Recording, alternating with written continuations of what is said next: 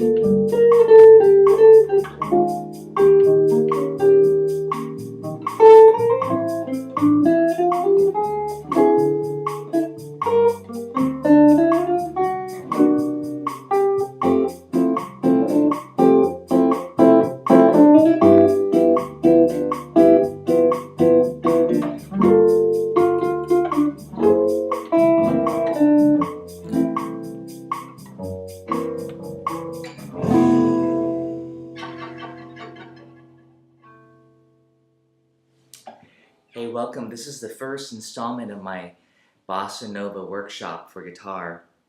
I'm starting here with the classic tune, of course, Girl from Ipanema, which I think is probably one of the most associated tunes with Bossa Nova music, written by Joe Beam, of course. We're going to kick into it here. I'm playing it in what I would just usually call the real book key, the fake book key, which is a key of F. You know, the original recording is not in the key of F, but well, actually, I don't even really know what the original recording is. I think everybody has particular associations with Stan Getz, you know, and Joao Gilberto as far as the original recording goes. But I think Joe Beam actually recorded it in F on the Composer Plays, but don't quote me on that, please. Anyways, let's get started. I started off with this F major 7 chord. This is what I would consider grip shapes.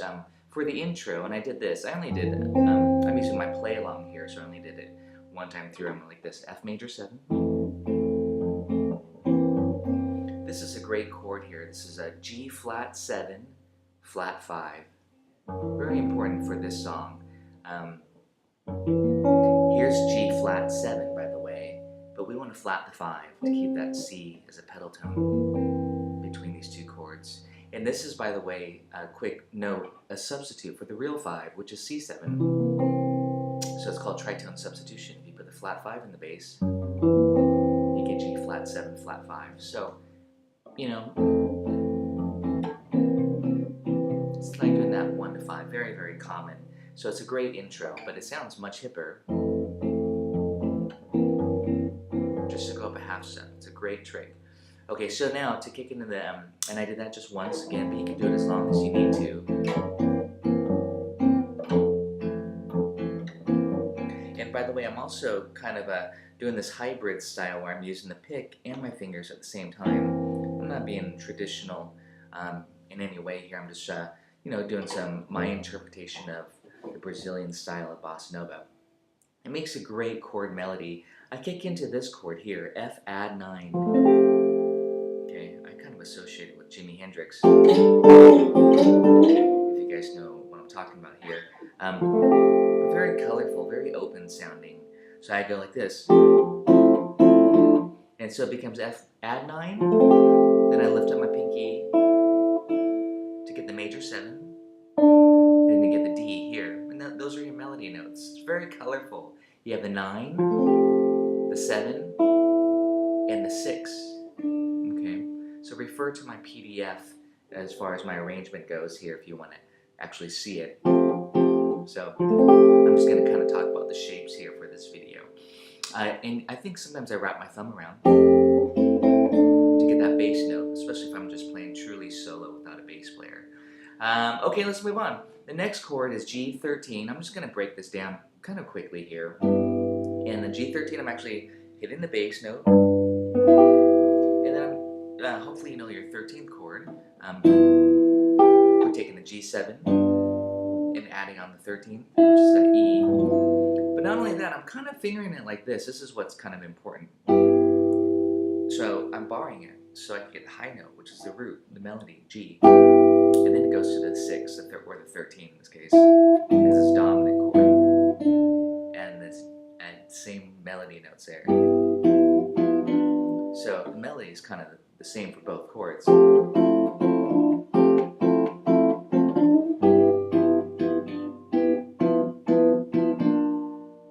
And now, G minor 7, I'm doing this nice little trick here. I'm barring, which is your G minor 7 grip shape, right? Again, it's kind of which notes I'm plucking. I'm plucking 6, I'm skipping the 5, 4, and the 3 and the 2. Okay, now I'm adding on the F here to the D, so the melody says, and then I move to the 4 here, the C. And yes, I am thinking when I'm doing chord melody style, I'm always thinking about what degree the melody is in relationship to the chord that you're on. That way I can find and choose the appropriate shape. And I like that shape, it's just very playable. And if you can't hold one shape, great, you know, why move around more than necessary? Just kind of creates more room or possibility for error. So, and then I go back to this intro chord, G flat 7 flat 5, and that's a pretty fat chord. And I'm omitting that 5th string again, okay? So that's kind of my general rule. If I'm doing a bass note on the 6, I'm definitely not going to be playing the 5th, okay? And yes, that melody note, it's that E on top. And then I'm grabbing this D quickly, and then back to your major 7. And that time I am playing the open string on the F major 7. I think I just quoted myself wrong on the melody. The melody's this, and then C, B flat, and it's right all out of this one shape, which is lovely. You don't have to switch, and you can do it finger style. See, I'm just holding my pick like this. There's a little bit of technique here.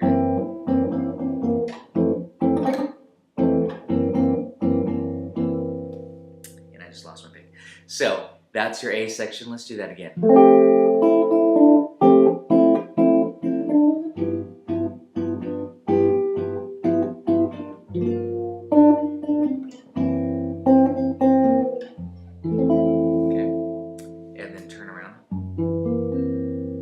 That's such a nice sounding chord, that trick half step above dominant chord, specifically with the flat 5, and that kind of brings out the true 5 anyways. Let's go into the B section. That part just repeats. There's your A section. I often say to my students when learning chord melody, or any song for that matter, that if you really get that A section down really well, that's so important, because generally these songs are A-A-B-A song form, and the A section is 3 times, A-A, B-A. So, you know, you really, really want to master that A section as far as chord melody goes, or improvisation, memorization, you know. Then the B section, you know, I'm not saying it's not important, but the A section you hear 75% of the time of the song.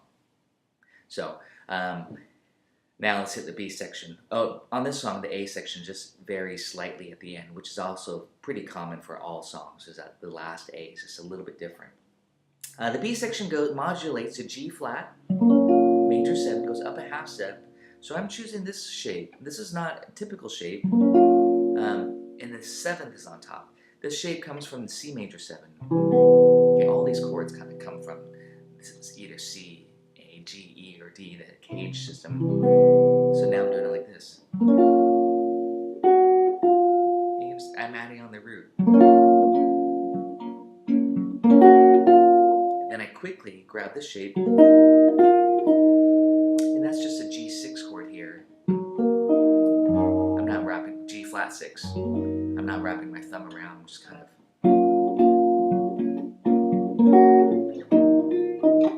And then now this chord, and that was 6 and 7, by the way. This is a great chord, B9 sus4. It's actually really easy to achieve. It's just all barred. It's just 2, 2, 2, 2, 2. B9 sus4. We all know B9. I hope 1, 2, 2. Well, here's B9 sus4. You just take the 3, you go up a half step to the 4, it becomes a sus. And then I add the third on here, which is just your typical B7, grip shape chord. So that goes like this. So let's do that again.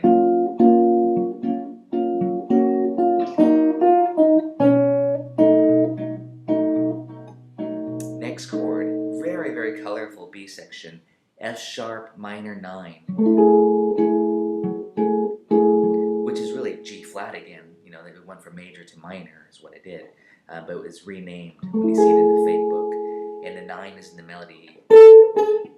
And here I just I grabbed the shape, and I'm just kind of getting all the melody notes. Okay, it's all on the second string.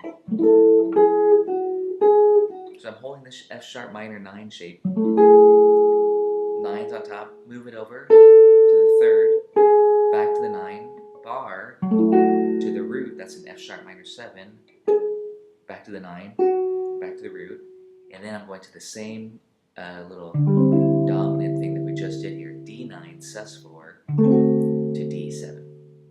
Okay, let's move it up a half step now. A lot of modulation happening here. Very tricky B section for improvisation. That's a whole separate lesson. G minor 9, same idea that we just did, and an E flat. Okay. So you want to practice these little sequences. That one was a little bit trickier to get the barring.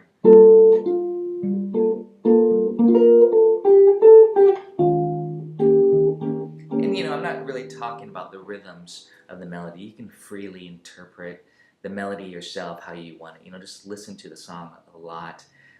You're going to hear very many different various interpretations of the rhythm of the melody. So again, have some, take some liberties with that.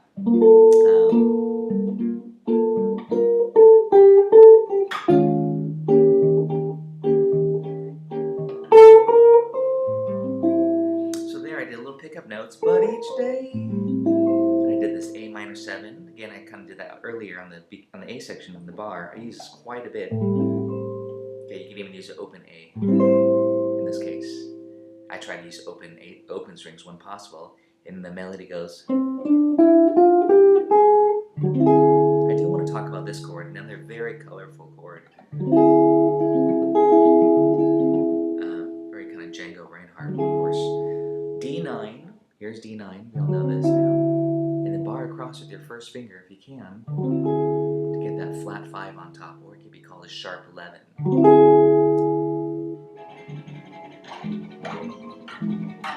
Very, very French, very impressionistic. If you listen to the music of Debussy or Ravel, that whole tone scale, that color, so it's very colorful.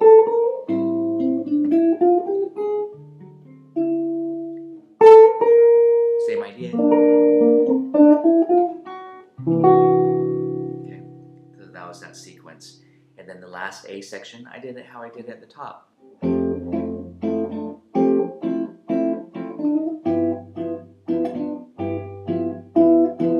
This is where it changes. Instead of the G minor 7, like that, now it goes to G minor 9. And I'm choosing that voicing because of the melody note. The melody dictates. I could have went here, but I chose it here. Why? That's a good question. That's why, so I could stay in this one position. I went G minor 9.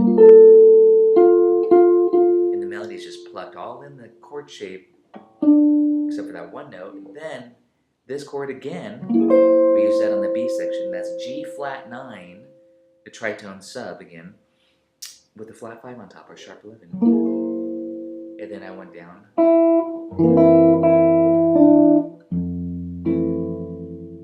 And that's it. And then the turnaround chord. And then you're off into improvisation land. Or you can, just do more chord soloing.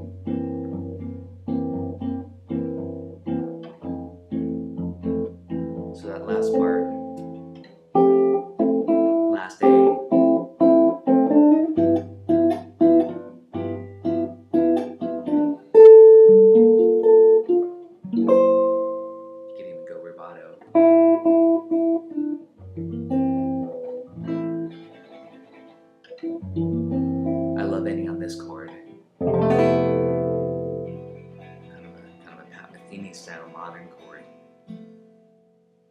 is F major 7, sharp 11, kind of a Lydian flavor. Kind of just leaves it wide open there. It's really easy to achieve. You just play like an F bar chord, and just lift up so you get the 2 open strings on top. Okay. And then, so again, on the outro vamp, goes tritone sub, and then harmonics. So there you have a nice, simple, well, relatively simple, you know, and I kind of define it as simple is because it's coming out of hopefully these shapes that you have played before. It's just a matter of how you piece them together and then how you extract the melody from the shapes. And that's generally my reasoning for why I choose particular shapes, of course, is to make sure the listener can hear the tune, the melody. Some of them will be grip shapes, some of them will be a little bit fancier, or, you know, a particular inversion. So there you go. Thank you very much for watching my video on Girl from Ipanema today. And please stay tuned. Please look at my Patreon website. I have this material on there and a whole bunch of other material. I'm going to be continuing my Gypsy Jazz Workshop series on there, in boot camp, ukulele, music theory, and now Bossa Nova Workshop will be the new edition where hopefully weekly or bi-weekly I'll be putting out a new song, a new arrangement from these classic Bossa Nova tunes. The next one's going to be Corcovado. So again, thanks for watching. We'll see you next time.